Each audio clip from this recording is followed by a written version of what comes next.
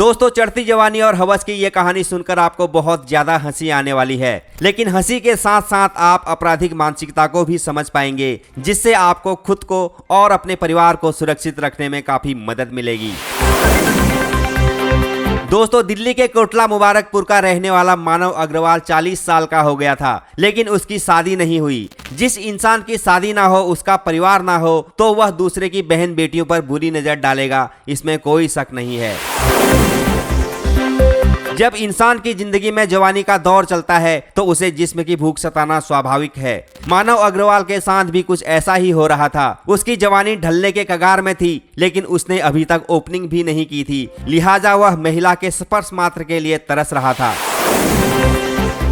अगर मानव अग्रवाल चाहता तो अपने सेक्सुअल सेटिस्फेक्शन के लिए मास्टरबेशन का सहारा ले सकता था या फिर जीवी रोड जा सकता था, लेकिन ऊपर वाला इतनी अकल हर किसी को नहीं देता है। लिहाजा मानव अग्रवाल दूसरे की बहन बेटियों पर बुरी नजर रखने लगा। उसके मन में 24 घंटे एक ही बात रहती थी, काश मुझे कोई लड़की मिल जाती और मैं अपने जिस्म की पूरी गर्मी एक ही बार में उतार देता।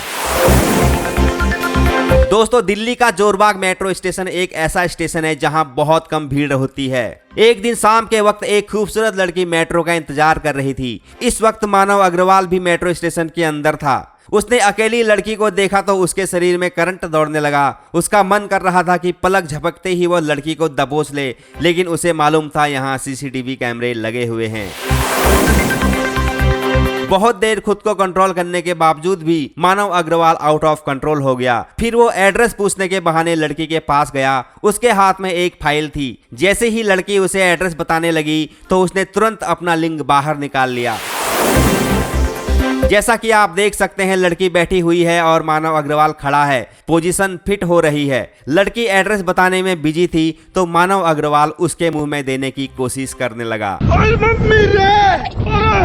बाप रे! दोस्तों, शायद आपको मेरी बात पर यकीन नहीं हो रहा होगा, लेकिन देश के सबसे बड़े न्यूज चैनल क्राइम तक वालों ने लड़की के लिखित शिकायत का हवाला देते हुए लिखा है, उसके हाथ में एक फाइल थी और वो उसे फाइल की आड़ में कुछ दिखाने लगा।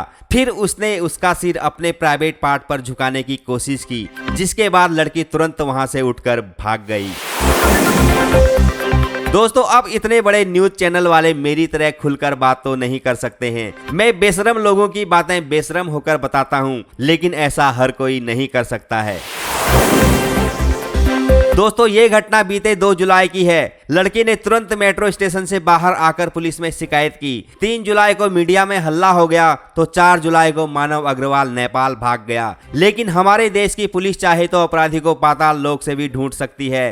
पुलिस के 100 लोगों की टीम ने कड़ी मेहनत और हजारों घंटों के सीसीटीवी फुटेज देखने के बाद अपराधी को आइडेंटिफाई कर लिया। नेपाल से मानव अग्रवाल अपने वकीलों के संपर्क में था। वो कोर्ट से बेल लेने के फिराक में था। वकीलों के कहने पर वह भारत वापस आ गया, लेकिन पुलिस को उसके हर मूवमेंट की जानकारी थी। लिहाजा पुलिस ने उसे दिल्ली आते ही गिरफ्तार कर लिया।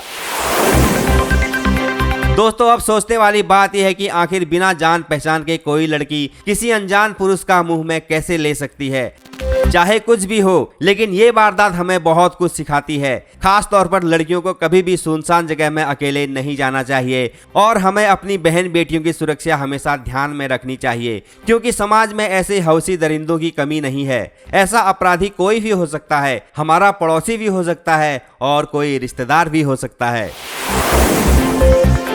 दोस्तों, अगर मानव अग्रवाल के अंदर थोड़ी सी भी समझदारी होती तो वह कभी इस तरह की घटना को अंजाम नहीं देता, क्योंकि आज के समय में सेक्सुअल सेटिस्फेक्शन के लिए हमारे पास बहुत सारे विकल्प मौजूद हैं। लेकिन ऐसी मानसिकता वाले लोगों को लगता है कि हम वेश्या के पास जाएंगे तो हमें बीमारी लग जाएगी, हस्तमैथुन करेंगे तो हमारा शरीर कमजोर हो जाएगा। तो ठीक है, अब जेल में बीमारी भी नहीं लगेगी और शरीर में कोई कमजोरी भी नहीं आएगी, टाइम टू टाइम खाना भी मिलेगा।